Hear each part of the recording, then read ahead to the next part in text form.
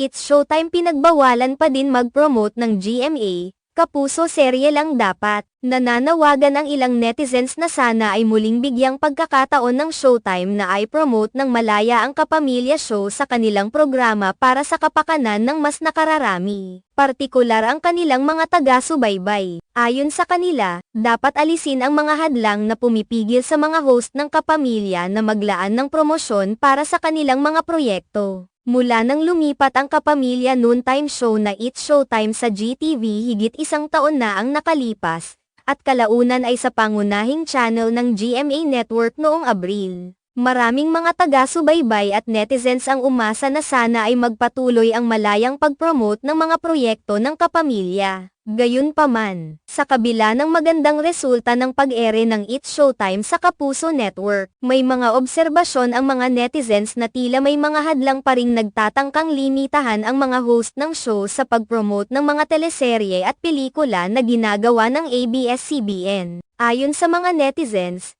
tila mayroon pa ring mga restriksyon sa pagpo-promote ng mga proyekto ng Kapamilya sa kabila ng magandang pakikitungo ng Kapuso Network sa It's Showtime. Sa halip na maging ganap na malaya ang mga host na magbigay ng pansin sa mga teleserye at pelikula ng ABS-CBN, parang may mga hindi nakakaunawang patakaran na nagpapahirap sa kanila na gawin ito. Ang sitwasyong ito ay nagdudulot ng kalituhan at pangungulila sa mga loyal na taga-subaybay ng Kapamilya na nananabik na makitang muling sumikat ang kanilang mga paboritong programa at artista. Sa mga ganitong pagkakataon, mahalaga ang pagkakaroon ng malinaw na komunikasyon at pag-unawa sa pagitan ng mga network at ng kanilang mga audience. Ang mga taga-subaybay ng It's Showtime ay umaasang hindi magiging hadlang ang mga patakarang panloob ng network sa pagpapalaganap ng mga proyekto ng ABS-CBN. Ang kanilang hinanakit ay nakaugat sa pagnanais na makakita ng mas maraming pagkakataon para sa kanilang mga idolo na magkaroon ng exposure at promotional support para sa kanilang mga bagong proyekto. Ang pagtanggap ng GMA Network sa It's Showtime ay isang hakbang na tinuturing na positibo sa industriya ng telebisyon.